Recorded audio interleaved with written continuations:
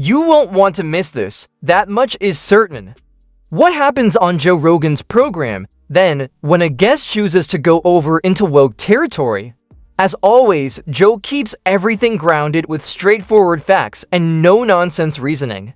Joe Rogan isn't exactly flying the flag for woke culture. He has made his views quite known over the years, criticizing the inconsistencies and overreach. By the way, I'm glad you're better. I'm glad it only lasted a day. You're probably the only one at CNN that's glad. No. We're not. The rest of them are all lying about me taking horse medication. And we should talk about that. That bothered you. It should bother you, too. They're lying at your network about people taking human drugs versus drugs for veterinary. Calling it a horse dewormer is not a flattering thing. I get that. It's a lie. It's a lie on a news network. And it's a lie that's a willing... That's a lie that they're conscious of. This is not a mistake. Yeah. They're unfavorably framing it as veterinary medicine. Associated with it, let us set the scenario. In 2021, one of the few times someone from the so-called mainstream media really penetrated Joe's zone was when Dr. Sanjay Gupta, CNN's top medical reporter, made an occasional visit on the podcast. Naturally, the epidemic and the intense vaccine campaign were the main topics of conversation, but here's the really fascinating portion. Sanjay got the perfect chance to push back when he sat down across from Joe, and let's just say he didn't let it slip. Joe had disclosed a month before that he had caught the virus and was taking ivermectin as directed by his physician. In response to that revelation, CNN produced a barrage of articles that portrayed Joe as a dangerous lunatic. Did you see that thing that the FDA put out? What did the FDA put out? It was a tweet, and it was snarky. I admit it. They said, "You are not a horse, you are not a cow, stop taking this stuff," or something like that. Why would you say that when you're talking about a drug that's been given out to billions and billions of people, a drug that was responsible for one of the inventors of it making the Nobel Prize. The Nobel Prize in 2015? Yeah. Yeah, a drug that has been shown to stop viral replication in vitro. You know that, right? Why would they lie and say that's horse dewormer? I can afford people medicine, mother. This is ridiculous. It's just a lie. I don't think anyone is... But don't you think that a lie like that is dangerous on a news network when you know that they know they're lying? You know that they know that I took medicine, like, here it is. This is ivermectin. You got this it with right you. Here. Somebody gave it to me. To be clear, ivermectin comes in two forms, one for humans and one for animals. This one is funny. While the animal variant is used to deworm horses and cattle, the human version is an FDA-approved drug used to treat certain parasitic diseases. Easy enough, isn't it? Not if you're CNN. Anyhow, they made up the tale that Joe was out there looking through barns for horse medicine, and then the conversation turned from the efficacy of the medicines to something much more important. How come a major news network will deliberately distort the truth and trash someone? Joe remained calm and determined until Sanjay admitted they were wrong. Can I just come back to the one I want to talk about? Two things on the ledger. Before we get to that, does it bother you that the news network you work for out and out lied, just outright lied about me taking horse dewormer? They shouldn't have said that. Why did they do that? I don't know. You didn't ask? You didn't think that was you're the medical guy over there. I didn't ask. I should have asked before coming on your podcast. But they did it with such glee. No, yes, Joe. They did. I watched. You watched? I watched. You watched? No, I don't think there's yes, glee. They did. I don't. No one takes. Joe Rogan says he has COVID, taking livestock drug despite warnings. Yeah. Jamie had to pull this up. You want to play it? But my point is, you're working for a news organization. If they're lying about a comedian taking horse medication, what are they telling us about Russia? What are they telling us about Syria? Do you understand that that's why people get concerned about the veracity of the...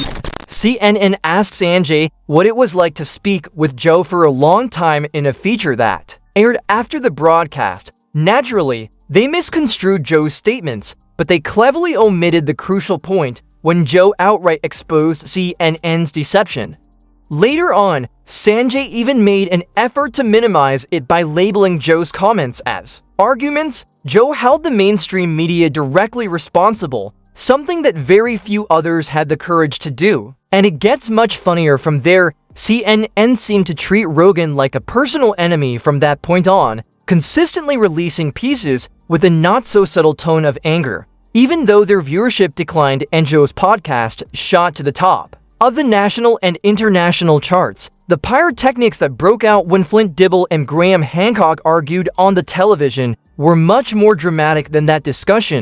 The influence of Flint and his colleagues on media and culture. And again, we've got the Society for American Archaeology, 5,000 members. Flint is one. Flint's co-author, John Hoops, actually helped to write this letter for the Society of American Archaeology. They're saying that I embolden extreme voices that misrepresent archaeological knowledge in order to spread false historical narratives that are overtly misogynistic, chauvinistic, racist, and anti-Semitic. I mean, you apply those labels to somebody and you're going to get that person hated by a lot of people. Whole ball. Yeah, I did not write that. No, your co-author John Hoops wrote it. We urge Netflix to add disclaimers that the content is unfounded. They want it to be called science fiction. In other words, that's a very clever way of canceling me. Things really boiled over when Netflix gave Graham Hancock a platform in the show. He has long been a thorn in the side of conventional archaeology. Wow, this one was incredible. I remember seeing it happen live. Hancock presented his idea that a sophisticated society had lived during the Ice Age, sharing knowledge with so-called primitive humanity before being wiped out by a calamity. It's the type of notion you'd expect to see on the Discovery Channel after midnight. The outcry was intense, and the archaeologists were incensed.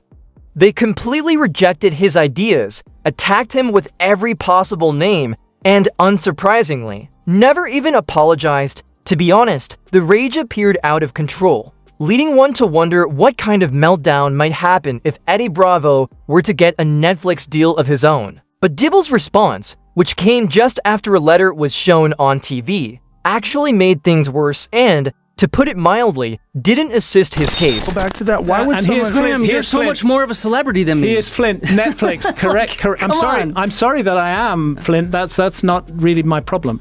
Hey, Netflix. I have this power. Hey, Netflix, correct your mistake and reclassify Ancient Apocalypse as fantasy. Netflix correct your mistakes. This is you pushing this, Flint. And then the general media, fishy Twitter Netflix show, Ancient Apocalypse, is the most dangerous show on Netflix. You used the word dangerous repeatedly in your conversation piece.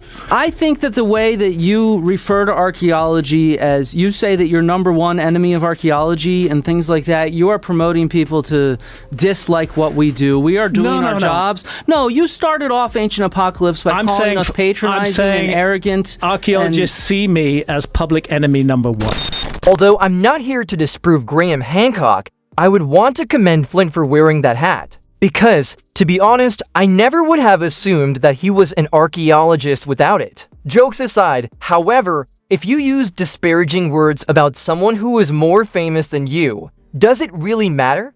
That's simply ego. It's not debate. The mood shifted and Flint grew visibly irritated when Hancock calmly brought up instances of individuals who were ridiculed by archaeologists but were subsequently shown to be right. It was one of those rare confrontations that showed why Joe is such a terrific interviewer. He doesn't allow anybody to get away with anything.